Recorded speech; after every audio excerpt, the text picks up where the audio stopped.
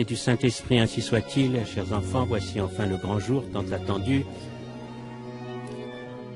On vous a expliqué que vous verrez tout à l'heure l'hostie et ça vous semblera être du pain. Vous la recevrez et vous aurez l'impression aussi que ça a le goût du pain, mais vous savez que ce n'est pas du pain, que c'est vraiment le corps de Jésus qu'on reçoit, parce que nous le savons, parce que Jésus l'a dit. C'est quelque chose qu'il n'est pas facile de croire, parce que on s'est dit, mais on dirait du pain, et pourtant ce n'est plus du pain. Ça a le goût du pain, et pourtant ce n'est plus du pain. Mais voyez, le bon Dieu, il sait ce qu'il nous demande, et quelquefois il sait que c'est difficile pour nous de croire. Alors tout au long de l'histoire de l'Église, le bon Dieu a fait des miracles pour nous rappeler que Jésus était vraiment présent avec son corps, avec son sang, avec son âme et sa divinité dans la Sainte Hostie. Et je vais vous raconter un miracle qui s'est passé dans notre beau pays de France, un miracle eucharistique, dans Franche-Comté. Aujourd'hui, c'est en Haute-Saône. À l'époque, ce n'était pas encore la France, c'était une partie de la France, future France, qui était disputée entre l'Empire et le Royaume de France, qui était gouverné alors par le roi Henri IV. C'était une période extrêmement troublée. À cause des guerres, eh bien, la région où allait s'accomplir ce miracle était une région qui était troublée, même religieusement. Et il y avait même une désaffectation du culte catholique. Et dans la petite ville du village de Faverney, il y avait une abbaye. Une abbaye, c'est là où il y a des moines. Là, c'était des bénédictins, ils étaient plus très nombreux. Mais ils avaient une grande église où l'on vénérait une statue de la Sainte Vierge qu'on appelait Notre-Dame de la Blanche. Et cette statue de la Sainte Vierge était une statue miraculeuse, elle accompagnait des miracles. C'était la fête de la Pentecôte, 1608, qui avait lieu le 25 mai, et à cette occasion, le pape qui venait de mourir, le pape Urbain VIII, avait concédé aux religieux de cette abbaye la possibilité de vénérer pendant les fêtes de la Pentecôte, pendant 3 jours, nuit et jour, le Saint-Sacrement présenté dans un ostensoir. Vous le savez, on a vu hier, je vous ai montré ce que c'était un ostensoir. C'est un grand soleil sur un pied, et dedans, on met une hostie consacrée, une grande hostie, et les gens peuvent venir pour adorer Jésus. Et donc, pendant ces 3 jours, la vigile de la Pentecôte, le jour de la Pentecôte, le lundi de Pentecôte, il y avait cette adoration du Saint-Sacrement dans cette église, et les gens pouvaient venir, ils pouvaient se confesser, communier et recevoir l'indulgence qu'avait donnée le pape. Tout se passe très bien, et donc on expose le Saint-Sacrement devant la grille du chœur, à l'entrée du chœur, comme si c'était ici, sur un autel en bois. On a mis un petit tabernacle avec des colonnettes en bois, un grand dais tout autour, avec des grandes tentures de couleurs et de dentelles, parce que pour mettre bien en avant l'honneur qui est dû au Saint-Sacrement, 2 petits bougeoirs de chaque côté du tabernacle, et dans le tabernacle, on dépose une plaque de marbre, et dessus, on met l'ostensoir, vous savez ce que c'est maintenant, l'ostensoir, avec l'hostie. C'est un grand monument en bois qui fait plus de 3 mètres de haut. Et les gens peuvent venir. Ils peuvent venir adorer Jésus. Tout va bien. La nuit, on ferme l'église. Le Saint-Sacrement est toujours exposé dans l'ostensoir, dans ce grand reposoir de 3 mètres de haut. Le dimanche de Pâques, de Pentecôte se passe. Les gens viennent, mais pas très nombreux. Il n'y avait pas une grande dévotion. Et puis, on ferme le dimanche soir l'église. Et le frère, le moine, qui s'occupe de la sacristie, dont Garnier, eh bien, ferme bien la porte de l'église et va dormir. Et puis, à 3 heures du matin, pour préparer le chant de l'office par les moines, il revient dans l'église. Et là, surprise, quand il ouvre la porte de l'église, tout est dans le noir, et il y a une fumée noire épaisse partout, on ne voit rien. Il a beau avoir une petite lampe, comme on avait à l'époque, pour essayer de se guider, il ne voit rien, et il sent une odeur de brûlé. Alors il est très inquiet, il va vite appeler les autres moines qui viennent, ils sont 3 ou 4, ils viennent, et là, dans le noir, ils essayent de trouver l'endroit où est le reposoir. Et à l'endroit du reposoir, en bois, eh bien, ils trouvent que des braises et que des morceaux de bois calcinés. Alors ils sont inquiets parce qu'ils se disent, mais où est le Saint-Sacrement? Il a dû tomber dans la braise, Alors ils cherchent avec leurs yeux, ils ont du mal, c'est trop compliqué, ils cherchent là. Pendant ce temps-là, il y a un familier qui est le frère d'un des moines qui est là, qui est un garçon de 13 ans, qui s'appelle Bruno Brenier, qui lui regarde les moines à 4 pattes en train de ramasser les braises ou de chercher dans les braises la relique. Il y avait une autre relique qui était là et qui ne trouvait rien. Et lui, il regarde en l'air.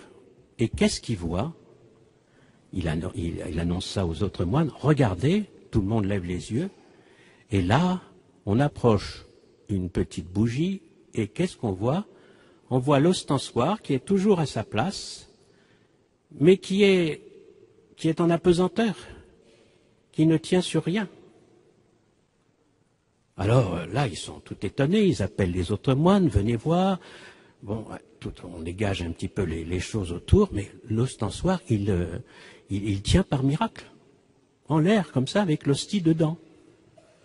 Alors les moines sont très inquiets. Le matin, quand le jour se lève, on vérifie bien, les moines regardent, mais c'est pas possible, il y a peut-être quelque chose qui a accroché l'ostensoir de telle sorte qu'il tient comme ça en l'air. Non, il n'y a rien du tout. Alors les moines qui sont des bénédictins se disent qu'il faut quand même qu'on fasse quelque chose pour savoir, on va demander l'avis des franciscains qui sont au sud de Faverney, à 20 km sud de Faverney, dans le couvent de Vesoul. On part à cheval, on envoie le père prieur, le père Noireau, qui va chercher le père sacristain, le père abbé des franciscains, et puis ils reviennent, c'est long, c'est toute la journée. Pendant ce temps-là, les gens viennent les uns après les autres voir le miracle. D'abord le village, et puis ensuite les villages aux alentours, parce que ça se répand. Il n'y a pas les réseaux sociaux à l'époque, mais les nouvelles pouvaient se répandre très très vite. Et l'église se remplit des gens qui viennent voir. Beaucoup de gens sont à genoux, disent c'est miracle, c'est extraordinaire. Alors les franciscains finissent par arriver le soir, le lundi soir. Ils vérifient, c'est des théologiens. Ils examinent tout.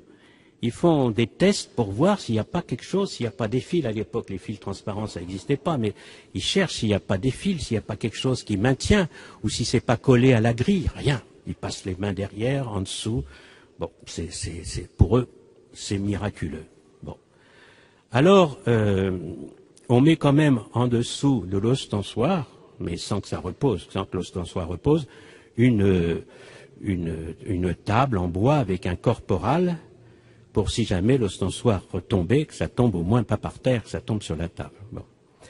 Et bien sûr, l'église se remplit, et la nuit suivante, cette fois-ci, l'église, elle est pleine, et les gens passent la nuit en prière, et c'est l'église qui peut contenir des centaines de personnes, là c'est des milliers, il faut sortir les gens pour que les autres puissent rentrer.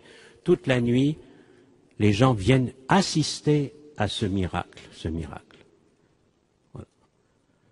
Le lendemain matin, les curés des paroisses voisines sont venus voir aussi le miracle. L'église est pleine et on va célébrer des messes. C'est le mardi de Pentecôte.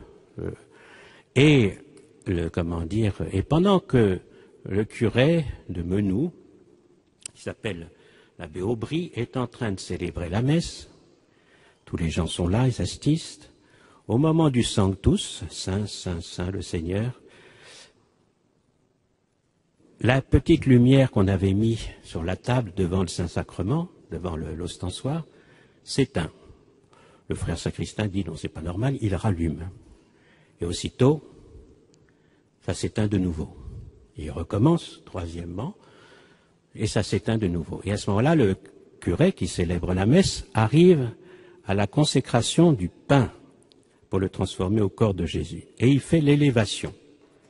Et au moment où il repose le pain, après, qui est devenu le corps de Jésus, sur l'autel, à ce moment-là, l'ostensoir, tout doucement, se pose sur la table qu'on avait mis en dessous. Dans un mouvement très régulier, sans saccade, sans rien du tout. Et les gens qui assistent disent, non mais là c'est miracle sur miracle.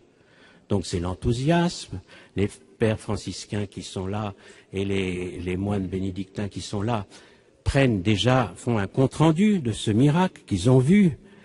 Ils font témoigner des gens présents, parmi eux des gens très simples, des laboureurs, mais aussi des magistrats.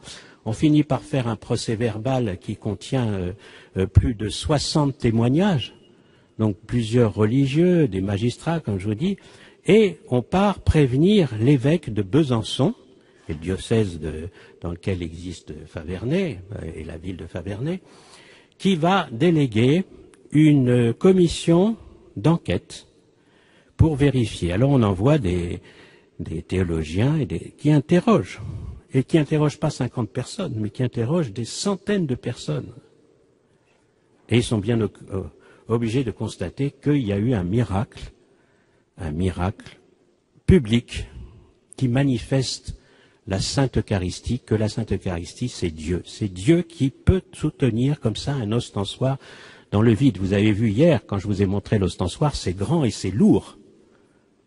Eh bien, il a tenu 33 heures, comme les 33 années de la vie de Jésus. 33 heures, il s'est maintenu en l'air comme ça et les gens l'ont vu. Le 10 juillet, donc un mois et demi après, à la conclusion de l'enquête, l'évêque de Besançon, Ferdinand de Ries, fait un mandement dans lequel il reconnaît la vérité de ce miracle. Après enquête, il y a bien eu un miracle eucharistique. Mais ce miracle a causé aussi d'autres miracles, et un miracle spécialement. Le matin du jour où l'ostensoir est suspendu en l'air, il y avait un homme qui se rendait à Montbéliard et qui passe à Vesoul. Montbéliard, c'est une cité protestante. Il était orfèvre à Montbéliard. Il s'appelait François Vuillard. Il était avec sa famille. Et passant à Vesoul, il voit une activité. Il voit des gens, et les gens lui disent, vous savez pas ce qui s'est passé, tout de suite, il y a un miracle. Il y a un miracle qui se réalise tout de suite à Faverney, à 20 kilomètres. Il est protestant, François Vuillard. Il dit, je vais quand même aller voir. Après tout, on va voir. Il y va. Et il va y rester une journée entière. Et il a fait son témoignage écrit. Il a dit, j'ai cru à une supercherie. Mais on m'a laissé entrer. Je suis rentré et sorti 30 fois de l'église au cours de la journée pour vérifier. Je ne comprenais pas. J'ai cherché tous les stratagèmes qui pouvaient exister et pourtant je voyais bien que cet ostensoir était suspendu en l'air. Et qu'est-ce qui s'est passé? Eh bien, le moment où il a vu l'ostensoir redescendre le lendemain, il s'est agenouillé et il a dit « Je crois ». Vous savez, les protestants, ce sont des chrétiens, mais malheureusement, ce sont des gens bien malheureux parce qu'ils ne croient pas que Jésus est dans l'hostie, qu'on reçoit Jésus, qu'ils sont tristes, ces gens-là qui ne peuvent pas communier. Quand Jésus nous a dit que pour être sauvés, pour aller au ciel, il fallait pouvoir communier vraiment à son corps, son sang, son âme et sa divinité. Eh bien voilà, lui, non seulement il se convertit, mais il convertit toute sa famille et il portera témoignage. C'est un grand miracle que la conversion ainsi de ce protestant qui a converti d'autres protestants de sa ville, Montbéliard, qui était un foyer de protestantisme à l'époque. Autre petit clin d'œil du bon Dieu, sous l'ostensoir, on avait mis une relique de Sainte Agathe. Et on avait mis aussi, dans un cylindre, on avait mis le décret du pape, Urbain VIII, autorisant de faire cette exposition pendant 3 jours.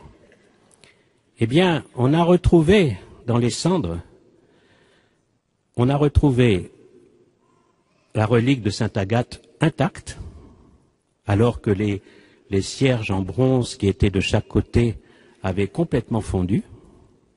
Et on a retrouvé le cylindre avec la bulle du pape, entièrement intacts, ils sont conservés encore aujourd'hui. Et vous voyez, c'est un clin d'œil du ciel parce que les protestants non seulement rejettent la présence réelle, mais aussi ils rejettent l'autorité du pape et ils rejettent le culte des reliques. Eh bien, le bon Dieu avait manifesté par ce miracle, eh bien, que Dieu aimait le culte des reliques et que Dieu avait fondé son Église sur Pierre et sur ses successeurs. Bien, chers frères, cette histoire n'est pas une histoire pour les enfants, c'est une histoire vraie.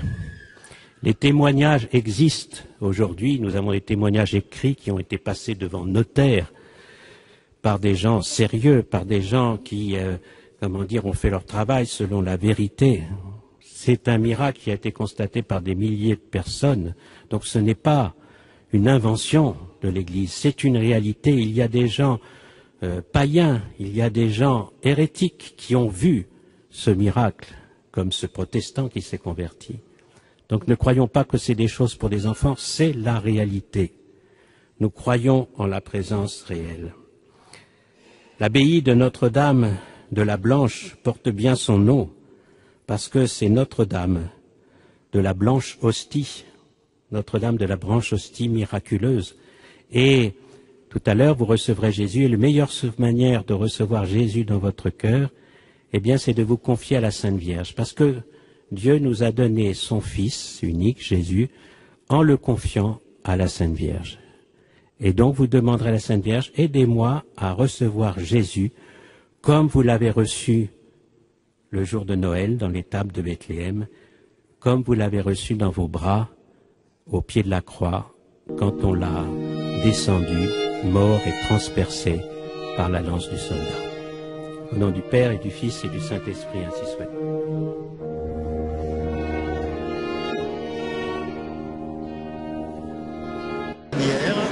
Qui a rassemblé 12 000 personnes, c'est le message que vous avez là, vous pourrez le trouver, on vous le donnera.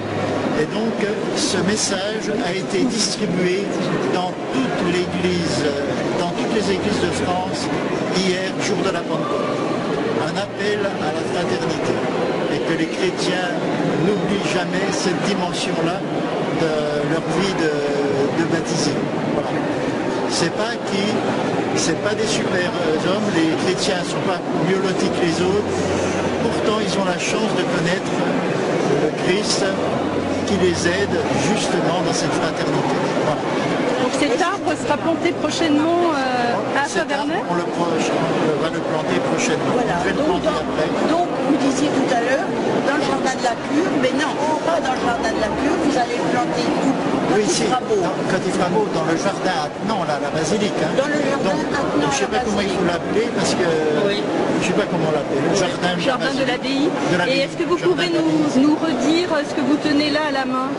Oui, alors ici, donc, nous avons l'ostensoir de la Sainte Hostie, la seule qui soit restée sur les deux.